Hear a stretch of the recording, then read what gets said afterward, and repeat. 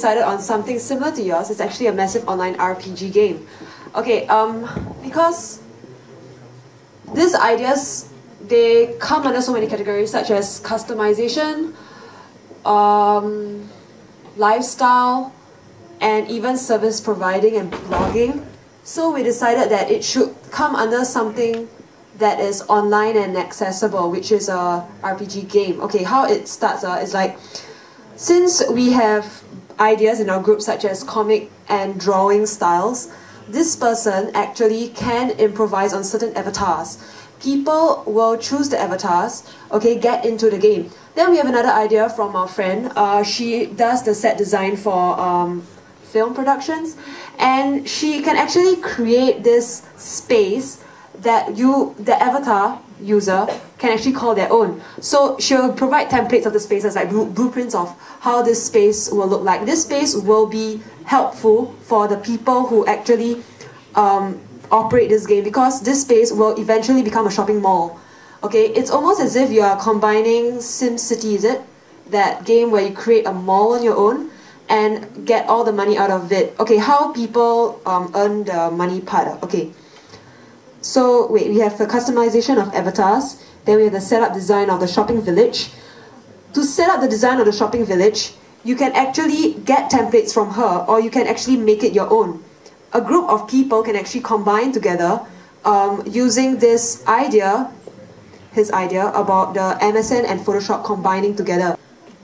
So it's online interactive conversation while watching your friends draw out samples, and you just include samples of your drawing, so it's layer over layer, and you talk and you draw at the same time. MSN and Photoshop combined together.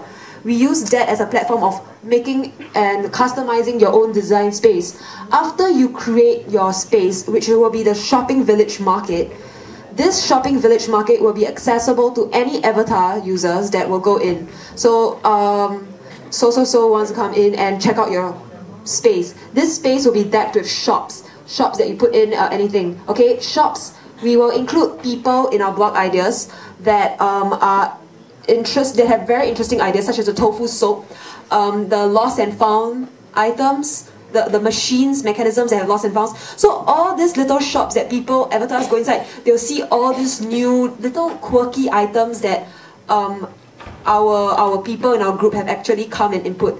They might actually be inspired to purchase the items or give points to these shops that actually they go like, hey, this choice of shops is actually very usable for me and an avatar. Okay, I don't know how the purchasing of all these shops will benefit the avatar user, but maybe what will happen is that the person who actually owns this whole entire shopping village, he will actually get feedback, market feedback, because we have people in our group that have analysts. They will come back with feedback for what kind of ratings your shopping village has. Okay, the originality of it, the network analysis and the rating of all these shops. Then we will also categorize what kind of people generally come to those kind of shops that you create in your shopping village. Okay, after this whole piece of analysis pops to you, your avatar is actually rated accordingly. Like you have, what's the level of originality, your amount of crowds that you invited, the charities that you built up over these shops, you know, how many charities do you invite to join in, and then the ratings and everything. End of it all, it will almost as if function like a mini business plan. Your shops will help to promote the place inside. The shops itself will work as a function of feedback market, so people will like try to see how this feedback system works, and in all it's kind of like working with each other through this online RPG game.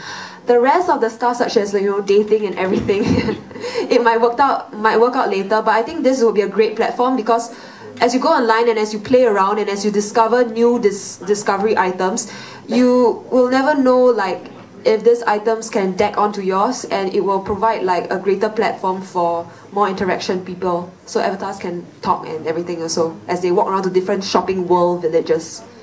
Sort of get my idea? Okay. Yeah, thank you. Thank you.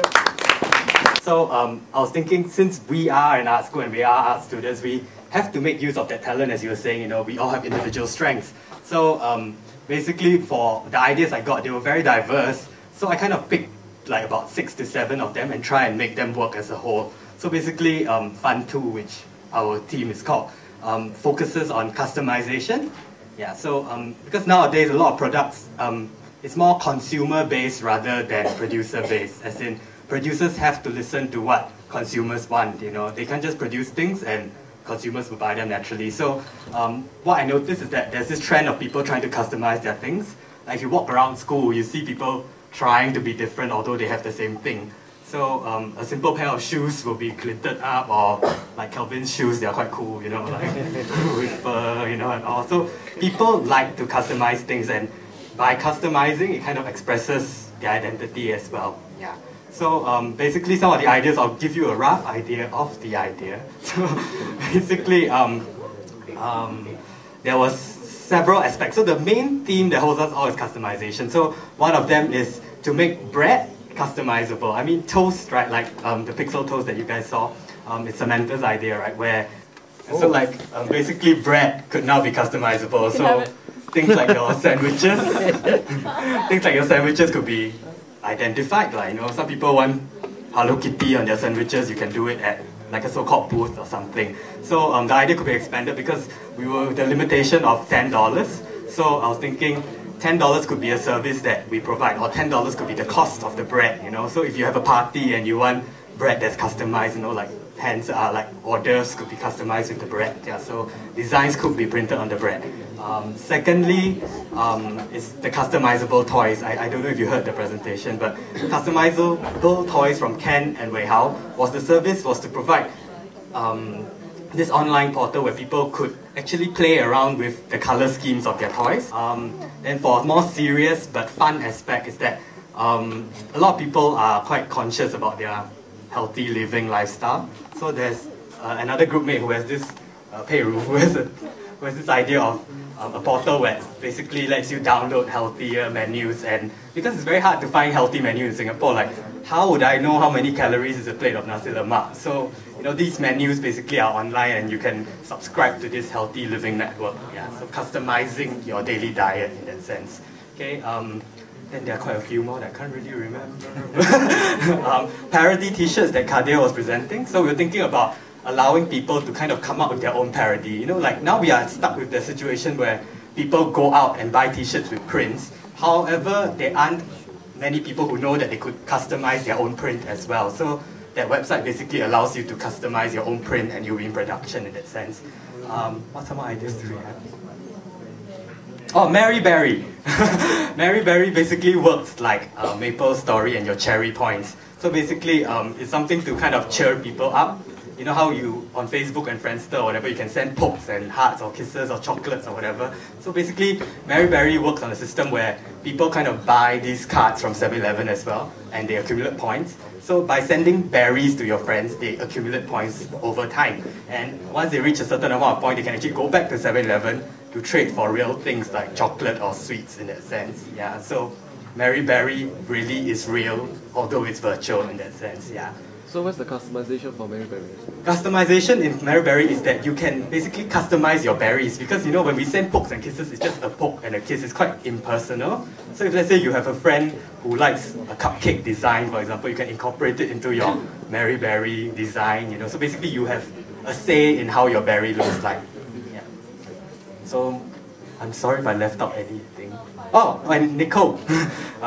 So customization from the food you eat, to the toys you play, to the things you give people, even the clothes you wear. So Nicole and another girl had this idea about clothing. So Nicole's idea was basically to customize clothes, because a lot of times when you go into your wardrobe and you don't really know what to wear, but you do have many articles of clothing that you don't really know how to match. So basically the website portal is like a subscription-based thing. You kind of, all the brands in the world will be there, so you can load all the clothes you have, and you just click randomize or a set design. So basically the website prepares an outfit for you, so you don't really have to think like what goes well with an outfit. You don't want to wear something that doesn't go well and go into public, right? So it kind of gives you a better choice of what to wear.